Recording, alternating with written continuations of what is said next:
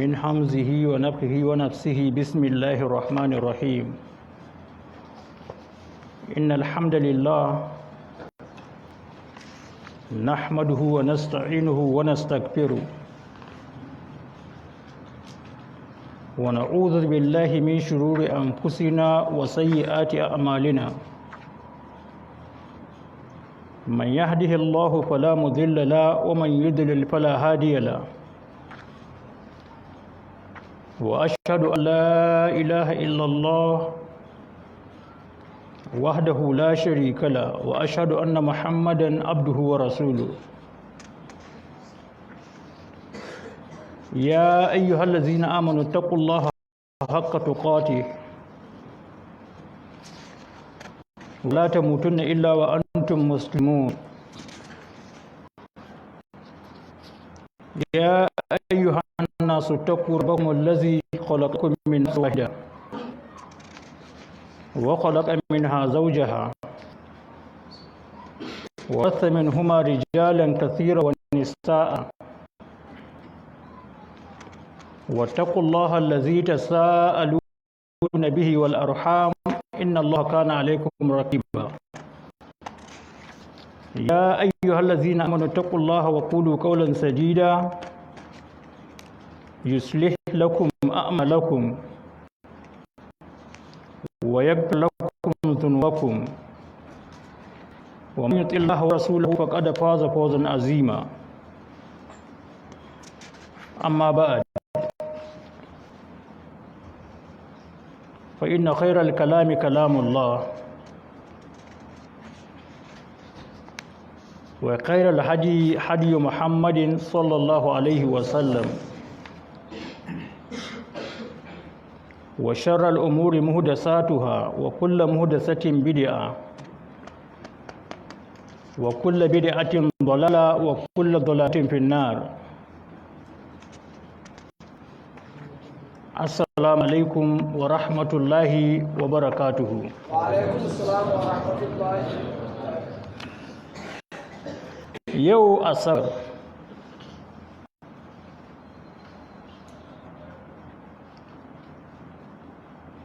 takwas ga watan rabi a thaniya ko hijirar annabi muhammad sallallahu alaihi wa alihi wa sallam daga garin makka zuwa madina na da shekaru 1443 wanda ya dace da 13 ga watan Nuwamba haihuwar annabi isa alaihi salatu wassalam kalmar allah kuma ruhin allah bisa ga lissafi na gregorian calendar na da shekaru 2021 allah maɗaukakin sarki ya sake haɗe mu a masjidu ali ibn abi talib masallacin da ke unguwar koko road a cikin babban birnin sokoto inda muka saba gabatar da tafsirin alkur'ani mai girma a kowane yammaci na asabar da kuma litinin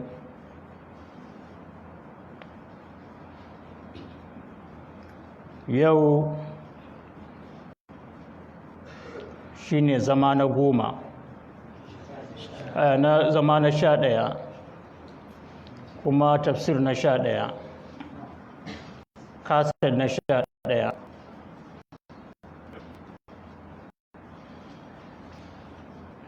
wanda har yau muna cikin aya ta farko a cikin wannan surar aya ta farko a cikin wannan sura mai albarka wato suratul isra da fatar Allah maɗaukakin sarki ya muna jagora a cikin karatunmu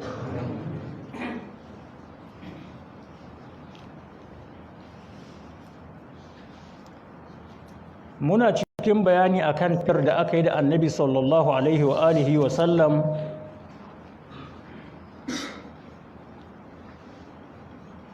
a cikin sammai, tafiyar da ake kira al-mi'raj,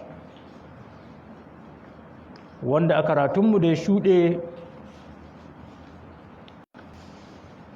mun ga cewa an ɗauki annabi sallallahu alaihi wasallam an tafi da shi sama har an kai cikin sama ta shidda, an gama sama ta biyar, za a je sama ta shidda ko?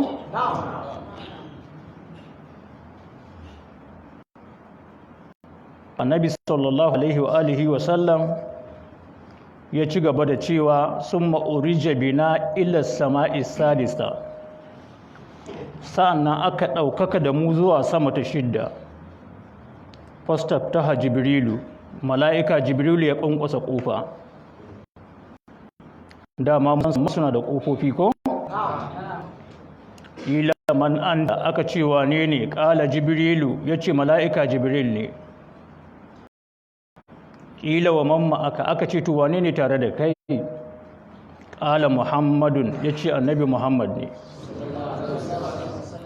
Ƙila aka ce wa qad ursila ilaihi, shin tabbas an aiko zuwa gare shi ne? Ƙala qad ursila ilaihi, ya ce an aiko zuwa gare shi. Aka fafuta na aka buɗe mana ƙofa, fa iza bi Musa alaihi salam, sai gashi kicibis na haɗu da annabi Musa alaihi salatu wassalam,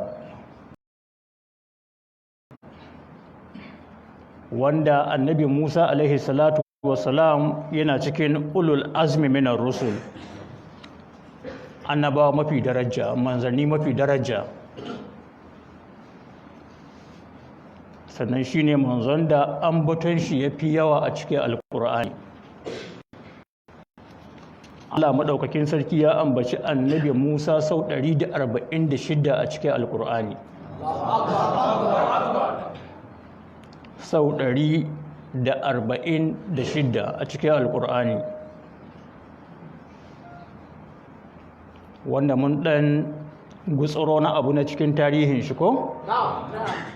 A cikin wannan karatun lokacin da Allah maɗaukakin sarki ya yi magana da shi, da kuma lokacin da ya buƙaci ya ga Allah. To annabi sallallahu alaihi wasallam ya iske annabi Musa a sama ta shidda, ya ce wada ali bi khairin, ya mini addu'a ta alkhairi. Thumma urija bina ila sama'i sabi'a, sa'an aka ɗaukaka da mu zuwa sama ta bakwai. To a wata ruwaya wadda Imamul Bukhari ya zo da ita a littafin shi na Sahih, hadisi na 335, Imamu Muslim a Sahih hadisi na 164, Imamul Baihaqi a Shu'abul Iman hadisi na 696. Annabi sallallahu alaihi wa sallam yace lokacin da ya gama ganawa da annabi Musa, yace falamma jawastuhu, lokacin da na wuce annabi Musa, mun gaisa sai na wuce shi, baka sai annabi Musa ya fashe da kuka. Fanudiya, aka kira annabi Musa, ma yubkika, shin menene yake sa ka kuka? Sai aka kira annabi Musa alaihi salatu wassalam, ma yubkika, me yasa ka yin wannan kukan?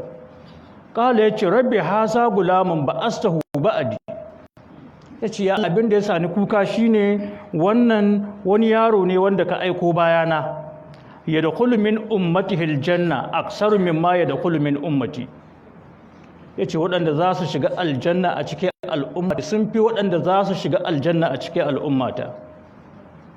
Yace to ina kuka ne akan haka, gashi ka aike bayana, sannan ka azurta da waɗanda za su shiga aljanna a cikin al'umma sun fi waɗanda za su shiga aljanna a cikin al'ummata. Wannan shi ne da nake kuka, wanda ku tabbas haka lamari yake. Wallahi babu wani manzo wanda al'ummar shi za su shiga aljanna kamar yadda al'ummar annabi Muhammad sallallahu alaihi wa alihi wa sallam za su shiga aljanna. Wani hadisi annabi sallallahu alaihi wa alihi wa sallam yake ba da labari, ya ce an gwada mini a cikin baccina annabawa daban-daban, ya ce aka ɗaukako mini wani annabi sai shi bai tare da kowa, shi kaɗai zai shiga aljanna, al'umma ta babu wanda ya bi shi. Wani annabi kuma gashi da mutum biyu, wani annabi gashi da wasu 'yan mutane ƙalilan. Ya ce sai na ga wani annabi da mutane masu yawa suna kewaye da shi. Ya ce na yi zaton mani ne, sai na tambaya, sai aka ce mini a'a ba kai ba ne, wannan annabi Musa ne alaihi salatu wassalam da al'ummar shi. Kun ga ashe ko annabi Musa zai samu jama'a da yawa ko? To da yana ganin al'ummar shi sun fi kowa yawa. To annabi ya ce sai gashi an ce min duba cikin sararin samaniya. Ya ce ko da na duba sai na ga sama ta cika da mutane ga suna al'umma. Aka ce diba wannan gefe, ya ce duk inda na duba al'umma ta cika wurin. Aka ce to wannan ita ce al'ummarka. Wallahi a ranar kiyama al'ummar annabi za su shiga aljanna, sai annabi da kai ne ya ce ya Allah na gamsu.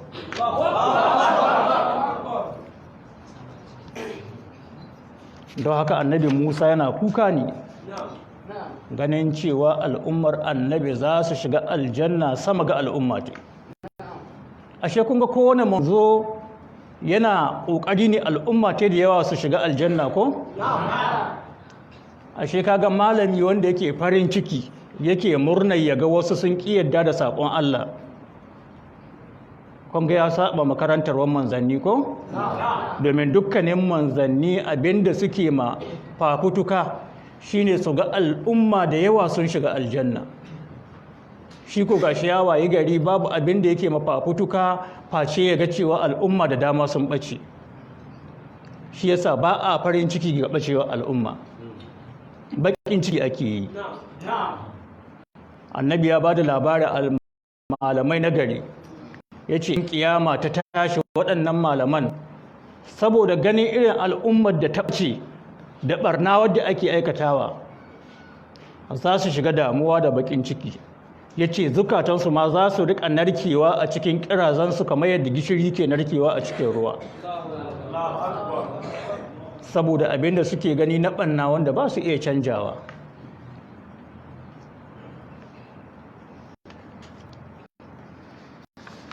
Wa haka annabi sallallahu alaihi wa alihi wa sallam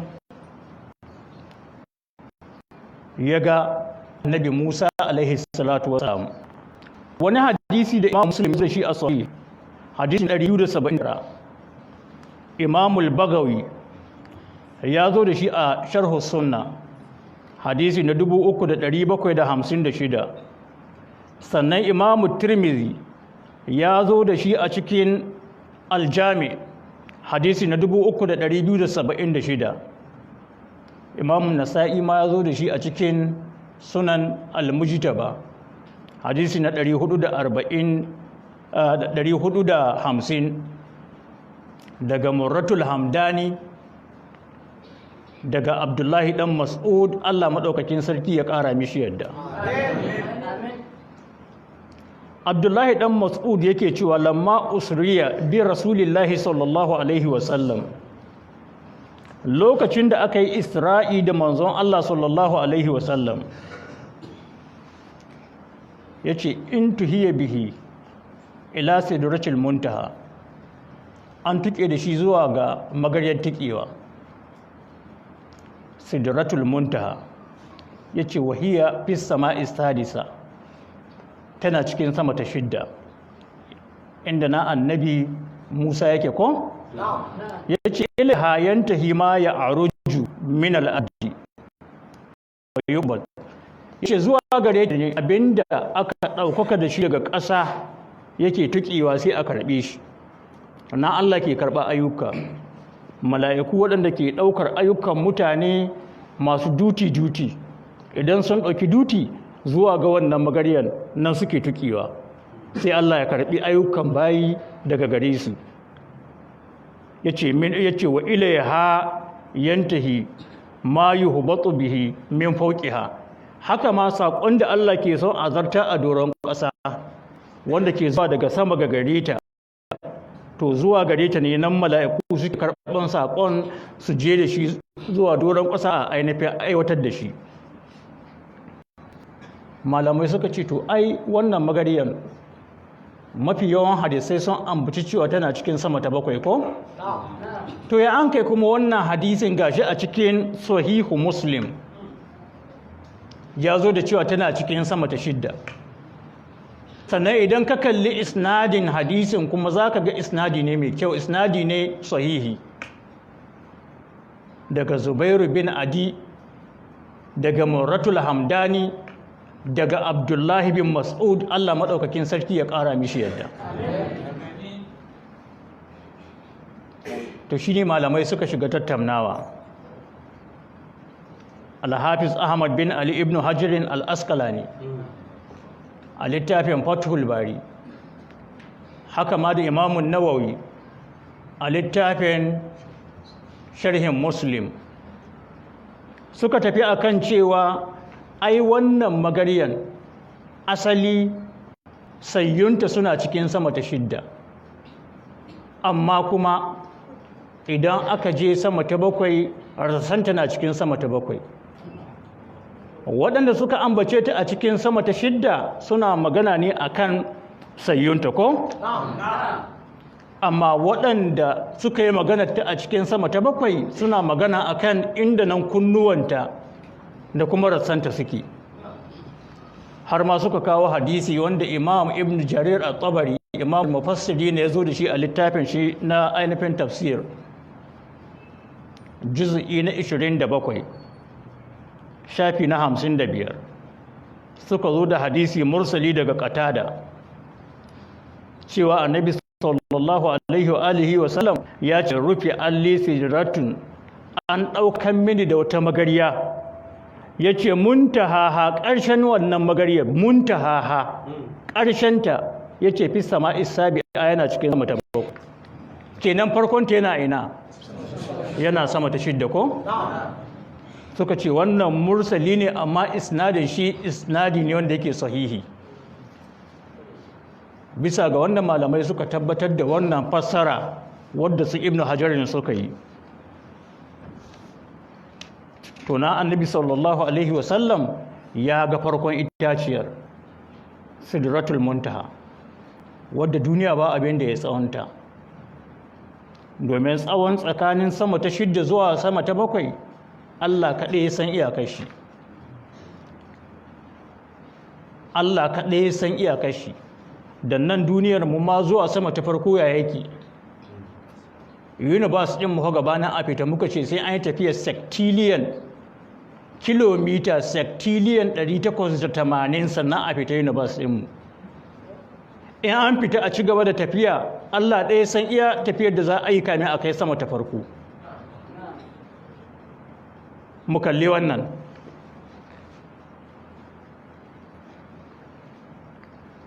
Don haka tafiya ce wadda Allah ɗaya san mai ƙidarinta. Annabi sallallahu alaihi wa sallam ya ce sun ma'urija bina ila sama'i sabi'a. Sa'annan bayan mun gama da annabi Musa sai aka ɗaukaka da mu zuwa sama ta 7. Fastaftaha Jibrilu, mala'ika Jibrilu ya ƙwanƙwasa. Faƙila man an taka ci kai wane ne? Ƙala ana Jibrilu, ya ce ni mala'ika Jibrilu ne. Ƙila wa mamma aka ce wane ne tare da kai? Ƙala Muhammadun, ya ce annabi Muhammad ne. Ƙila wa ƙad ursila ilaihi, ya ce aka ce shin an aiko zuwa gare shi? Ƙala ya ce ƙad ursila ilaihi, tabbas an aiko zuwa gare shi. Fafuti halana, don haka sai aka buɗe mana ƙofa. Ya ce fa'iza annabi Ibrahim alaihi salam. Ya ce sai gashi na ya kicibis da annabi Ibrahim alaihi salatu wassalam. Ya ce fa'iza huwa musnidun ilal baitul ma'amur. Sai ga annabi Ibrahim naga ya jingina bayanai ga wani masallaci wanda yake sama wanda ake kira albaitul ma'amur, masallaci a birayawa, wanda wannan masallacin an baton shi ya zo a cikin alƙur'ani ko? Masallaci ne mai girma wanda shi ne ka'abar sama. Mun ga yadda ka'aba take a ƙasa ko? To shi ma wannan masallacin a sama matsayin kaba yake. Allah madaukakin sarki cewa watur. أعوذ بالله من الشيطان الرجيم بسم الله الرحمن الرحيم والطور وكتاب مسطور في رق منشور والبيت المعمور والسقف المرفوع والبحر المسجور إن عذاب ربك واقع ما له من دافع. Allah maɗaukakin sarki ya ce wa tur, wannan wawu ta rantsuwa ce, ya ce ina rantsuwa da dutsen tur. Malamai suka ce a tur ismu jabalin allazi kallama Allahu alaihi Musa, suna ne na dutse wanda Allah maɗaukakin sarki ya yi magana da annabi Musa a kai ne. Aqsama Allahu lahu tashrifan lahu, Allah ya yi rantsuwa da shi domin girmama ga wannan dutsen, wa takriman wa tazkiran lima fihi min al-ayat, da kuma girmamawa da kuma ambatawa ga abin da yake ciki ne na ayoyi. Mun san dutsen ko, wanda na yi magana akan dutsen lokacin da muke magana akan falalar wannan masallacin na Baitul Maqdis. To wannan dutsen shine ake kira at-tur, wanda ba a nan ɗaya Allah ya rantsuwa da shi ba. Bismillahirrahmanirrahim wat-tini waz-zaytun wa turi sinin wa hadhal baladil amin.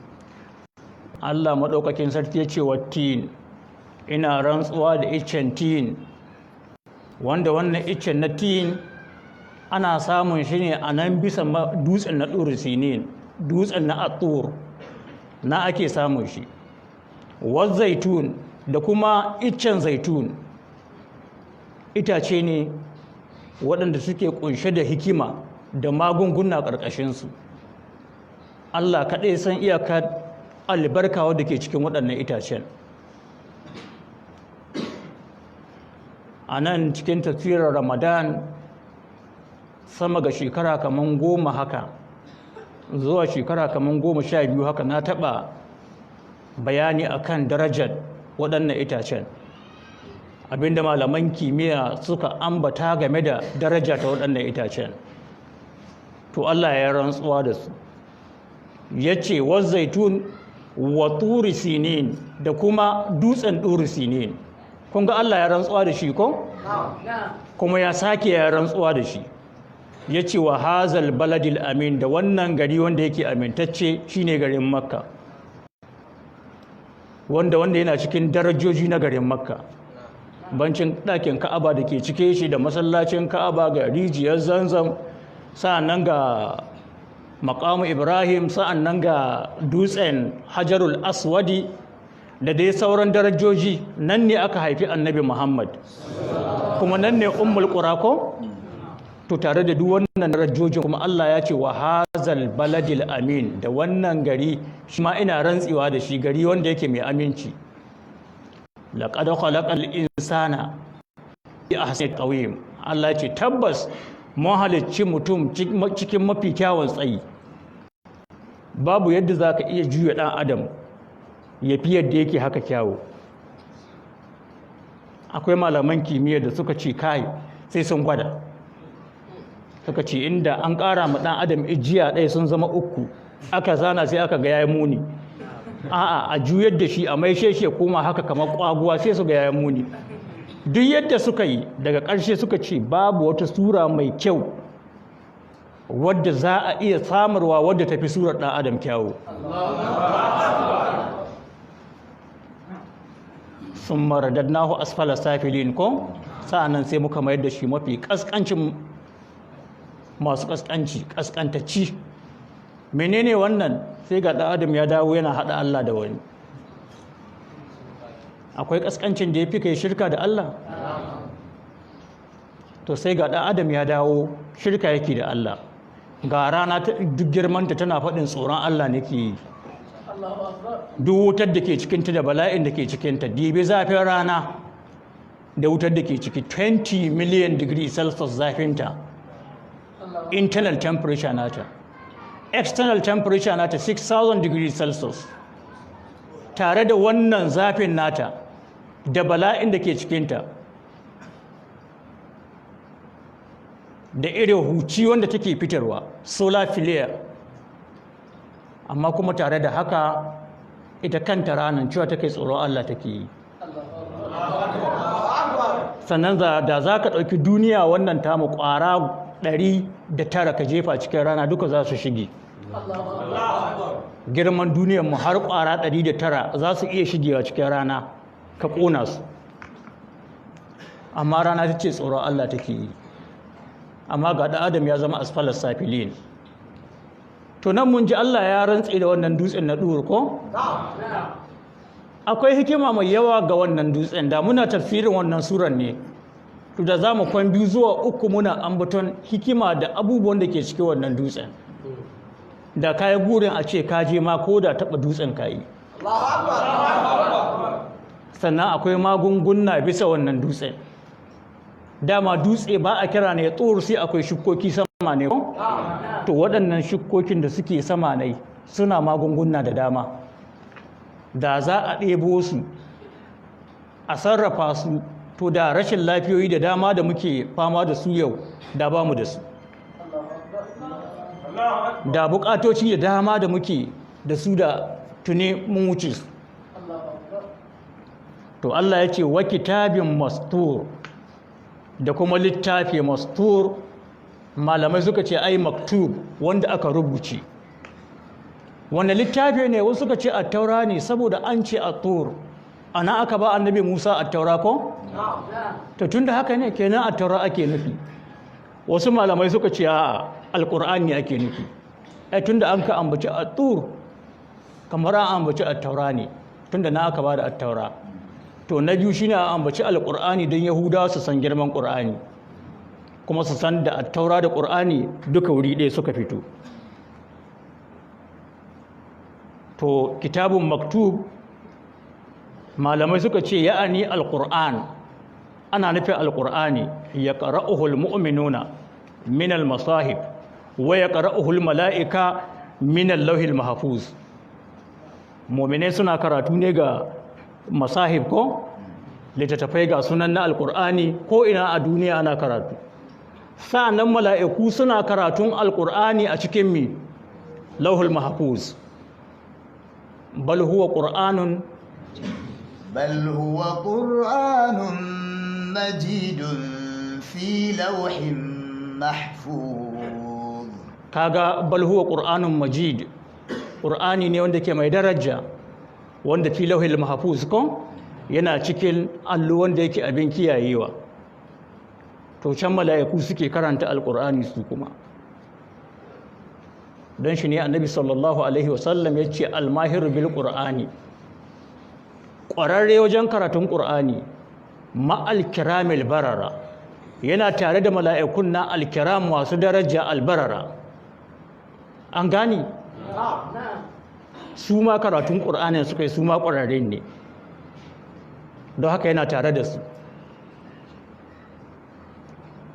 to ya ce firaƙin manshur sa'annan wannan littafin firaƙin manshur yana a cikin takarda ko takaddu manshurin waɗanda ake yadawa ko ina ko kuma waɗanda ake shimfiɗawa waɗanda ake buɗawa.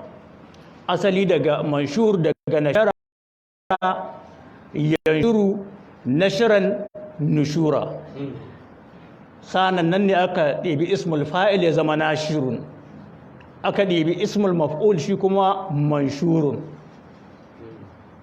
An fahimta? To daga littafi wanda ake yadawa ko ina, ga alƙur'ani ne ya game duniya ko? Yace huwa kullu ma yuktabu fihi. Raq yana nufin dukkanin wani abu da ake iya rubutu ciki ne, min jildin na fata ne, wa waraƙin ko takarda, wa azmin ko kashi, wa hadrin ko dutse, wa ghairi zalika ko abu araq. Idan aka ce raq ana nufin duk wani abu da ake iya rubutu a ciki ne. Asali yana nufin fata kuma mara kauri, daga suna raq an gane mara kauri. To daga nan sai sunan ya game dukkanin wani abu da ake iya rubutu a cikin shi. Ina fata an fahimta. Sannan manshur wanda ake yadawa ko ina, ga nan ko ina ana karatu ko? To sai Allah ya ce wal baitil ma'amur, kuma yana rantsuwa da albait al-ma'amur. Wannan baitul ma'amur malamai suka ce huwa baitun fis sama'i sabi'a, wani ɗaki ne wanda yake a cikin sama ta 7. Yadkhuluhu kulla yawmin 70,000 malakin, kowane yini mala'iki 70,000 ke shiga ciki ne. Ya ta'abbaduna fihi, su yi ibada a ciki ne, sun la ya'uduna ilaihi, sannan ba su sake dawowa zuwa gare shi. Kullum sai mala'iki 70,000 sun shiga sun yi sallah, sun yi tasbihi, sun yi taqdisi. Idan sun fita kuma shikenan ba su sake dawowa. Haka mala'ikun suke ta yi. Malam mai tafsirus samin yace to wai ai wannan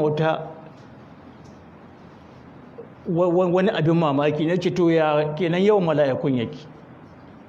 Kullum sai mala'iki 70,000 sun shiga sun yi sallah cikin wannan masallaci wanda yake sama ta 7, ko ba su dawowa har duniya ta ƙare.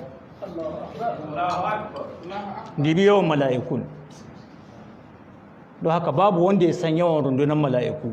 وما يعلم جنود ربك إلا هو وما هي إلا ذكرى للبشر. Ba wanda ya san yawan rundunar Allah ta mala'iku in ba shi ba. Ya halicce su ƙabila-ƙabila. Ga sunan akwai masu fiffike 500, akwai masu fiffike 600, masu fiffike 400, 300, 200. Akwai mala'ikin da idan ya ɗauki wannan duniyar tamu ya jefa ta baki sai ta laƙe cikin haƙori ne. Ga sunan mala'iku daban-daban masu surori daban-daban, haka Allah ya halicci abi ne, kuma ba su saba mishi. Bauta mai suka yi dare da rana. Ashe da ka bauta mai da kada ka bauta mai yana da masu bauta mai ko? Allah maɗaukakin sarki ya ce wal baitul ma'amur. To wannan baitul ma'amur ɗin shine wannan masallacin, wanda wannan masallaci yana a sama. Hadisai sun zo waɗanda suke bayani game da wannan baitul ma'amur, za mu yi bayaninsu kada mun gama bayanin abinda Allah ran bai karanta mana na waɗannan ayoyin. Yace wa saqafil marfu, haka ma da as-saqaf shine rufi al-marfu wanda ake ɗaukakawa. Malamai sun ce huwa sama, shine sama. Wannan sama rufi ce ga duniya ko? Haka take rufi ga duniya kamar yadda rufin ɗaki in mun duba yake, ko ina ya rufi ya tattare ko? To haka wannan sama take. Sa'an nan kai baka ko san darajar sama ɗin ba, waɗanda suka san darajar sama ɗin kuma sun ƙi su imani da ita, malaman kimiyya. Domin saman rufi ne, kamar yadda ka ga rufi na tare maka wani abu, haka wannan sama take tare muna abubuwa da dama. وجعلنا السماء سقفا محفوظا وهم عن آياتها معرضون. Allah maɗaukakin sarki ya ce ya sanya sama ta kasance saƙafan wani rufi mahafuza abin kiyayewa wahum an ayatiha mu'ridun ko alhali ko gashi su waɗanda suka san abin game da ayoyin da suke cikin sama suna masu kawar da kai kadiba ka ga yadda saman take a rana tana feso guba daban-daban abinda ake kira ultraviolet radiations harmful radiations suna zuwa saman na ita ke tare muna su sa'annan akwai gubobi daban-daban da ke fitowa daga wurare da dama daga sama da sun kawo na ita ke tare muna akwai duwar wasu a cikin sama waɗanda ke ƙoƙarin su faɗo ma wannan duniya su halaka mu wannan saman ita ke tare muna su don haka ta kasance muna yadda rufi yake ga ɗaki kake gare mu tana tare muna bala'o'a da dama da ke saukowa daga sama sa'an nan wannan saman kuma idan wasu abubuwa suka ɗaukaku daga ƙasa za su je sama su fita su wuce ba su koma dawo ma duniyar mu ita ke mayar da su ruwa waɗannan idan suka tashi sama abinda suke nufi sun tafi to da sun shiga cikin saman ita ke mayar da su sai su koma ruwan sama nan na bature ya fahimci ashe saman nan idan abu ya tafi mayar da shi take yi sai kai kumbu ne ya kai shi sama ya aji sai ya yada ɗumi idan magana ta je sama sai sama ta mayar da ita da haka sai ya yada ta da sakkwato sai ta kai sama idan ta shiga cikin sama sai ta dawo lokacin da take dawowa za ta yi loketi ina talabijin ɗin kai ko ina rediyon kai ko ina wayar ka take sai ta cin mai sai ka kana zaune kana daddannawa kana kallon bidiyo kana kallon kana sauraron labaru kana menene to wannan wasaqafil marfu an fahimta sannan ka dibe da take tana da gimshiki kaga baka taba ganin gimshiki ba ko duk da yake tana da shi amma dai ba a iya gani ne Allahu allazi rafa'a samawati Allahu allazi rafa'a samawati bighairi amadin tarawnaha Allah shine wanda ya dauka sammai ba tare da gimshiki irin wanda kake gani ba an gane akwai gimshiki amma baka ganin shi shine aka zauna aka yi calculation ake kira gravitational force of gravity or force of attraction wanda Sir Isaac Newton ya ce the force of attraction between every particles in the universe is directly proportional to the product of their masses and inversely proportional to the square of the distance that separate them. F is equal to G M1 M2 all over R square ko? Wanda wannan G din shi a gravitational constant, universal gravitational constant. Wanda ya yi lissafi ya samo shi a matsayin 6.67 times 10 to the power of minus 11 Newton kilogram square per meter square.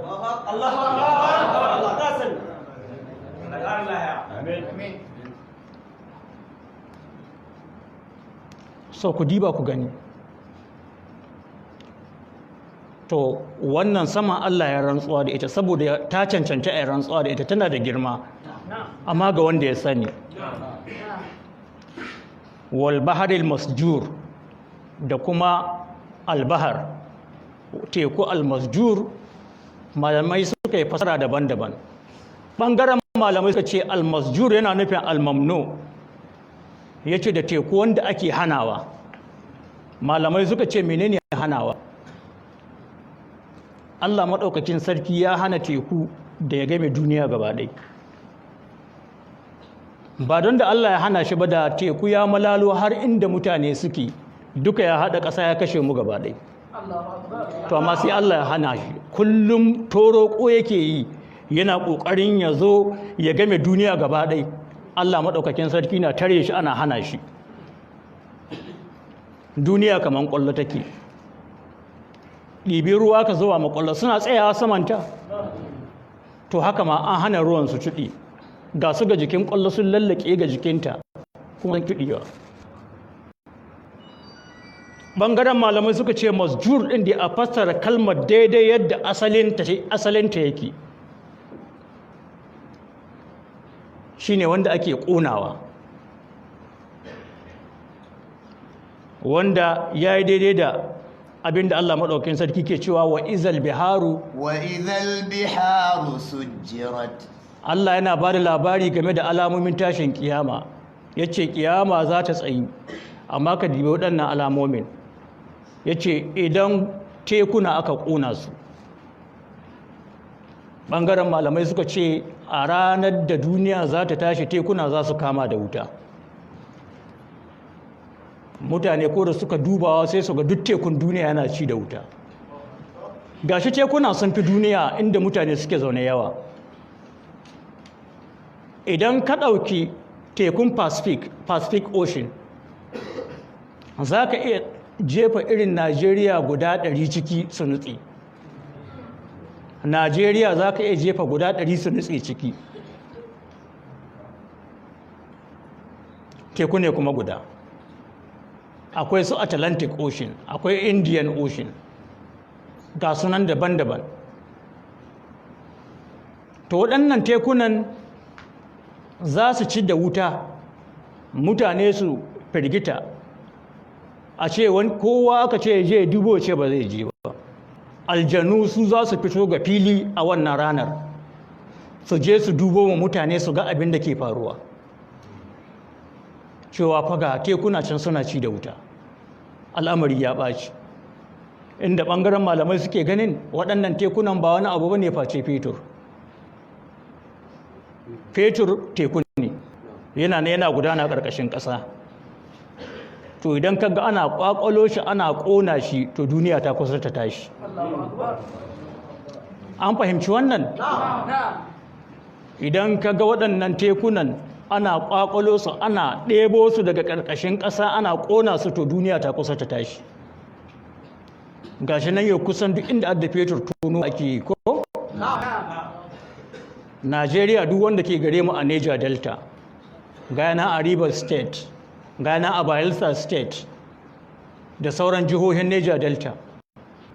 Tashi yau mun dawo a Southwest gefen su Lagos, shi ma an gano akwai fetur wurin. Sa'an a nan arewa ma North East an gano akwai shi wajajen tafkin Chadi, akwai shi Bauchi. Sa'an a nan West, Northwest akwai shi ma a Sokoto. An fahimci wannan? Akwai fetur a Sokoto. Da haka gashi nan ko ina kokarin ake a gino. Akwai wani takarda da aka samu hannu na cewa wannan fetur ma ba da jima ba za a fara gino shi ko? Da haka za a zo a ci gaba da ginowa. To wa izal bihari sujjirat. Idan kaga tekuna albiharu tekuna sujjirat ana kona su, to kiyama ta kusa ta tsaya. To shine wal baharil masjur, da teku wanda ake konewa shine tekun man fetur ko? Allah ya ce to inna azaba rabbika lawaqi'un, lalle azabar ubangijinka mai aukuwa ce. Wa ma lahu min dafi'in, ko bata da wani mai tunkudewa, wanda bai yadda ba kuma ya jira mutuwa ta dauke shi zai gani. Idan ta zo kuma ba wanda ya isa ya tunkuɗe ta. Uwa ba ta tunkuɗe ma ɗa bai tunkuɗe ma ubanai, ɗan uwa bai tunkuɗe ma ɗan uwa. Yawma yafirrul mar'u min akhihi wa ummihi wa abihi wa sahibatihi wa banihi likulli imri'in minhum yawma idhin شأن يغنيه ta ji rana ce wadda uwa ba ta son ganin ɗanta fa ba mai son ganin wani duk soyayya wadda ke tsakaninsu ta ƙare nan duniya idan an tafi wannan yinin ba mai son wani to wannan baitul ma'amur wanda annabi ibrahim yake jingine da shi masallaci ne wanda kullun safe mala'iki ɗaiɗaiɗai har mala'iki 70,000 ke shiga ciki su yi sallah sa'annan su wuce ba su sake dawowa ya ce fa'iza huwa sai ga shi wannan masallaci ya da huluhu kulle yaumin 70,000 malakin kullun safe mala'iki 70,000 suke shiga ciki ne sun malaya udu na ilaihi sa'annan ba su dawowa zuwa gari shi har abada malamai suka ce wannan masallacin na baitul ma'amur a sama yana daidai da ɗakin ka'aba da za ka kaɗo shi zuwa ga ƙasa da zai faɗo daidai bisa ga ɗakin ka'aba hadisai sun zo daban-daban cewa huwa bihi yalil ka'aba yana daidai da ɗakin ka'aba wanda dukkanin hadisan idan ka ɗauke su ɗaiɗaiɗai ba su rasa da ifanci amma idan aka tattara su gaba ɗai lalle tabbas wannan bayanin ya tabbatu cewa masallaci yana daidai da ɗakin kaba ka duba littafin silsilatul ahadisi sahiha ƙarƙashin hadisi na 477 yana cewa wajumlatul qaul anna hazihi ziyada ya kawo tahiyalul ka'aba ko yace sabita wannan jimla tabbatatta ce bi majmu'i turqiha idan aka tattara dukkanin inda hadisan suka zo an gane don haka ta tabbatu daidai yake da ɗakin ka'aba to annabi ibrahim yana jingine da shi kun ga annabi ibrahim shi ya gina ka'aba ta duniya ko sa'an nan kuma ga shi jingine da ka'aba ta sama ku dubi annabi ibrahim ku dubi darajar shi don shi ne allah maɗaukakin sarki yake yabo ne a gurare da dama cikin alƙur'ani an bato ne ya zo ɗaiɗaiɗai har sau 69 cikin ƙur'ani idan ka cire annabin musa babu annabin da allah ya ambata kamar annabi ibrahim alaihi salatu wassalam إن إبراهيم كان أمة قانتا لله حنيفا ولم يك من المشركين شاكرا لأنعمه اجتباه وهداه إلى صراط مستقيم ai Allah ramma ba mu iya karanta ayoyin da Allah ya yabi annabi Ibrahim wallahi ba mu da wadataccen lokaci Allah ya yabe shi wuri daban-daban kai kiyamar ma an tashi kowa zai tashi tsirara annabi ya ce awwalu man kusa. Wanda za a fara sa masa sutura a farfajiyar kiyama ya ce Ibrahimu shine annabi Ibrahim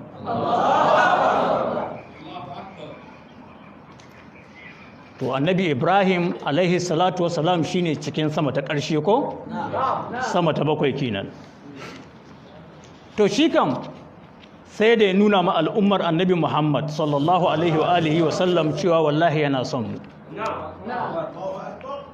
hadisi yana cikin aljami' na Imam Tirmidhi hadisi na 3462 duk da yake isnadin Tirmidhi bai inganta ba da'ifi ne cikin isnadin akwai marwaici da ake kira Abu Shayba Abdurrahman bin Ishaq al-Wasiti wanda yake malamai sun tabbatar da cewa ba siƙa bane amma Imam Tabarani ya zo da shi a cikin Mu'jam al-Kabir hadisi na 10363 sa'annan hadisin ya zo a al-Musnad na Imam Ahmad hadisi na 23598 Sahihu Ibn Hibban hadisi na 821 ya zo dai a wurare da dama duba littafin silsilatul ahadisi sahiha hadisi na 105 hadisi ne wanda yake hasan daga Abdullahi dan Mas'ud Allah madaukakin sarki ya kara mishi yadda annabi sallallahu alaihi wasallam ya ce laqitu ibrahima lailata usriya bi na haɗu da annabi ibrahim a daren da aka yi isra'i da ni faƙala ya muhammad ya ce ya kai annabi muhammad a ƙare ummataka minni salam ka faɗa ma al'ummar ka gabaki ɗaya ina gaishe su don haka annabi ibrahim yana ce muna assalamu alaikum ya ummata muhammadin sallallahu alaihi wasallam mu kuma wani hannu na kul wa alaikas salam wa rahmatullahi wa barakatuhu ya khalilar rahman don haka muna karɓa ma annabi ibrahim kun ko gaina tsananin su al'ummar annabi ko ya ce wa akabiruhum ka ba su labari annal jannata cewa ita aljannan nan da ake faɗa musu ɗayyibatu turba ƙasar ta wallahi mai tsalki ce mai ƙamshi ƙasar aljanna kamar turari take azbatul ma kuma ruwanta masu daɗi ne wa anna haqi'anun kuma ita shafe take da siminti da interlock ko ina an fahimta baren ƙasa ce wadda take ba ta fitar da shuka kamar haƙo take waton kamar an sa mata titi haka ko interlock kuma ƙamshi kawai take ta yi wa anna girasaha kuma shukokinta su ne subhanallah walhamdulillah wa la ilaha illallah wallahu akbar waɗannan lafuzan fa la haula wala quwwata illa billah ku dubi girman su subhanallah walhamdulillah wa la ilaha illallah wallahu akbar waɗanda duk wannan suran ta tara su wallahi in mun kula subhanallah ai daga da subhana wannan suran ta fara ko da subhana ta fara wanda za mu zo annabi da ya je can sama ya ji tasbihi na mala'iku za mu zo za mu ji tasbihin a nan babu mamaki za mu gano ismullahi al'azam wanda da ka roƙa za ka samu sai ka haɗa shi da ruwan zanzam da buka yi bayani idan ka haɗa waɗannan guda biyu ɗin to da yadda Allah duk abin da kake nema ga Allah ka samu kina neman miji kin samu kana neman mata ka samu kasuwanci ne ka samu ‘ya'yanka su yi albarka ka samu ilimi ne kake nema ka samu albarka kake nema ka samu tsarin Allah kake nema ka samu duk abin da kake nema ga Allah ka yi amfani da waɗannan sunayen za mu zo insha Allah in mun wuce sama ta bakwai kaɗan to imamu tabarani a tashin ruwayar a cikin mu'jam al-kabir hadisi na 10363 ya ƙara wala haula wala quwwata illa billah subhanallah walhamdulillah wala ilaha illallah wallahu akbar wala haula wala quwwata illa billah ya ƙara da wannan to waɗannan ka riƙe su wallahi wanda ya riƙe su inda ya san darajarsu ya tsaya ya yi su yadda ya kamata wallahi da zai ga icce ɗanye ya ce bushe iccen nan zai bushe zai iya tafiya sama ruwa kuma ire-iren su ne za su ce Allah ka yi ruwa Allah zubu da ruwa lokacin da ba lokacin ruwa ba ne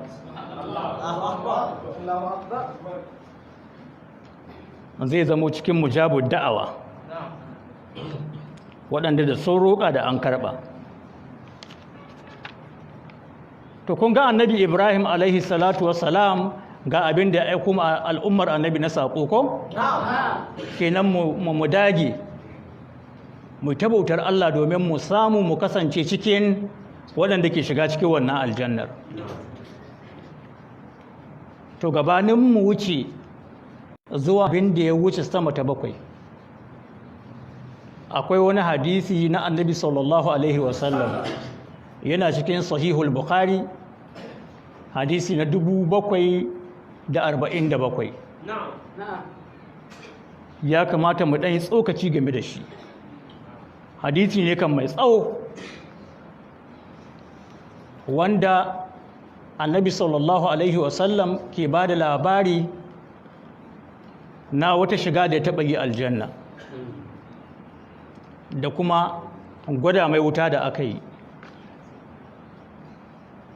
da ayoyin Allah daban-daban wanda ya yi kama da hadisin Isra'i, domin wasu abubuwa da muka ambata an gwada ma annabi cikin wannan baccin ma an gwada mai irinsu.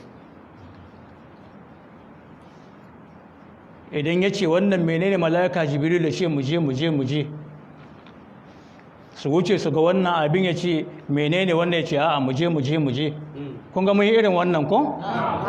Har daga ƙarshe sannan ya bashi labari sun wuce ga wani ɗaki mai kamar tanda haka ta masa, tanda kun ga ta ƙarƙashi ake hura wuta ko? An hura wuta ya ce aka leƙa da shi tanda sai ga maza da mata tsirara suna ta harguwa suna ta kuka suna ta harguwa.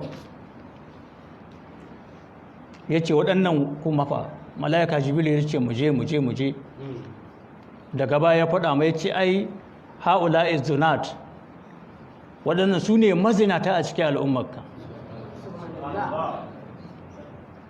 Duk lokacin da wutar ta hudo ta ƙarƙashin tandar ta fito har ta sama ta shiga cikin naman jikinsu, ya ce zauzau sai su kama ta harkowa suna kuka, kuma haka ake musu. Wannan azaba ce ta barzaho gabanin kiyama ta tsayi, wadda ita ce uwar musibu mafi girma a tsammatul kubira. Akwai wanda ake maloma da ƙaton dutse, akwai wanda ke cikin gulbin jini. Ka taba ganin gulbin jini? To gashi a cikin gulbin jini duka an gwada ma annabi. To a cikin wannan tafiyar sai gashi an kai annabi har zuwa ga cikin aljanna. Ya ce a cikin aljannan ma sai ya hango cikin wani rafi ƙarƙashin wani icce ga yara nan ba su da iyaka, yara ƙanana ba su da iyaka tun daga jarirai tsakanin waɗanda ma ba su isa haihuwa ba da waɗanda an haife su ko suna ba a yi ba da waɗanda sun fara tasawa har zuwa waɗanda dai sun kaɗan tasa ba su balaga ba, duk ga su zazzaune. Ga wani mutum dogo ya ce saboda tsawon shi ma na kasa ganin fuskar shi. Ya ce na tambaya wannan wane ne? Ya ce muje wanda daga ƙarshe ya faɗa mai ce ai annabi Ibrahim ne. Ya ce waɗannan kuma 'ya'yan mutane ne waɗanda suka mutu ba su balaga ba, su ne ga su a cikin aljanna. Kun ga inda suke a barzahu ko? 'Ya'ya waɗanda suka mutu suna ƙanana ba su balaga ba, to suna a makarantar annabi Ibrahim alaihi salatu wassalam a cikin aljanna. Har sai nin kiyama ta zo annabi Ibrahim zai rika kowane ɗanɗa, idan ya riko ɗanɗa ya taho ya diddiba cikin taron kiyama ya ce wane, ya ce ga ɗanka. Haka zai ratsa sai ya kai ma kowa ɗanai. Sai Allah ce maɗiyan nan kuku ku ku shiga aljanna. Sai yayansu ce ya Allah wallahi ba mu shiga sai tare da uwayenmu. Allah ce an ce ku shiga aljanna, su ce ya Allah ba za mu shiga ba sai da iyayenmu. A yi su naci, sai Allah ce to ku shiga da iyayen naku. Har sai an kai ga jinjiri wanda uwa ta mutu wajen haihuwa ta,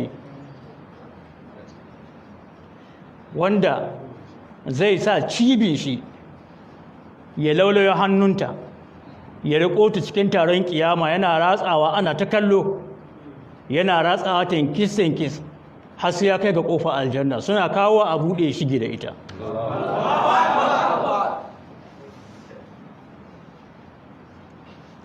Wanda in mun zo attanin za mu yi da sa wannan bayanin, kuma za mu ji duk inda za ka iya samu wannan hadisi da bayanan da malamai suka yi a kan shi. Sa'an nan sai mu wuce saman sama ta 7 kenan, za mu kai inda annabi ke ganin mala'ika Jibril da siffatai wadda Allah ya halicce shi da ita. Da manzo mai da yake a duniya yana so mai ne da siffa ta ɗan adam ko? To can zai fito mai da siffar da ɗan adam kai yanzu ba ka iya jure wannan siffar, ka ganta ta fi ƙarfinka, sannan har ya je ya yi magana da Allah. To haka yanzu an kawo ƙoli, an kawo mafi tsarki mafi girman wuri. Insha Allahu a karatunmu na 12 za mu ambaci wannan. Kun ga mu a cikin aya guda za mu karatu ya kai dozin ko? Aya ce mai faɗin bayani. Insha Allahu ta'ala zuwa jibi ran Attanin za mu idisa wannan karatun. Ina fatar abinda muka faɗa daidai Allah ya ba mu ladar shi. Abinda muka faɗa bisa ga kuskure kuma Allah ya gafarta muna, ya ganar da mu daidai, ya ba mu ikon gyarawa. Ina roƙon Allah maɗaukakin sarki wannan musiba da muke cikinta, ‘yan uwanmu da suke cikin ƙauyuka daban-daban inda ake satan su dare da rana, ana sa musu kuɗin fansa, da waɗanda ake kashewa a shigo ƙauye ɗaya ba su yi laifin komai ba a yi ta kashi. Ina roƙon Allah maɗaukin sarki ya muna sauƙin wannan bala'in. Ya Allah ka muna sauƙi wannan bala'in. Ya Allah ka isan muna. Ya Allah ka isan muna. Ya Allah ka yi muna tsaye. Allah ba mu da ƙarfi ba mu da iko. Kai ke da ƙarfi kai ke da iko. Mun mai da al'amarinmu zuwa gare ka ya Allah. Ya Allah ka isan muna. Ya Allah ka isan muna. Ya Allah ka yi muna maganin wannan abin. Ya Allah ka ba mu aminci cikin biranenmu. Allah ka ba mu aminci cikin ƙauyukanmu. Allah ka ba mu aminci cikin dazuzzukanmu. Allah ka ba mu aminci cikin rayuwarmu gabaki ɗaya. Allah ka biya mana buƙatocinmu na alkhairi. Allah ka biya mana buƙatocinmu na alkhairi. Allah ka kashe mu muna musulmi. Allah ka kashe mu muna musulmi. Allah ka ba mu makwabtaka da Annabi Muhammad sallallahu alaihi wa sallam gobe kiyama a cikin aljanna. Allah ka sa mu cikin 70 ɗin nan da za su shiga aljanna ba tare da hisabi ba. Allah ka sa mu cikinsu. Allah ka gafarta mu iyayenmu da kakanninmu. Allah ka gafarta mu dukkanin al'ummar musulmi waɗanda suka riga mu gidan gaskiya. Allah ka gafarta musu. Allah ka gafarta musu. Mara lafiyar mu Allah ka ba su lafiya. Masu lafiyar mu Allah ka ƙara musu lafiya. Allah ka ba su ikon amfani da lafiyar wajen bautarka. Rabbana atina fid dunya hasana wa fil akhirati hasana wa qina azaban nar. Rabbana la tuzigh qulubana ba'da idh hadaytana wa hab lana min ladunka rahmatan innaka antal wahhab. Alhamdulillahi rabbil alamin arrahmanir rahim maliki yawmiddin iyyaka na'budu wa iyyaka nasta'in ihdinas siratal mustaqim siratal ladzina an'amta alaihim ghairil maghdubi alaihim waladdallin. Subhana rabbika rabbil izzati amma yasifun wa salamun alal mursalin walhamdulillahi rabbil alamin.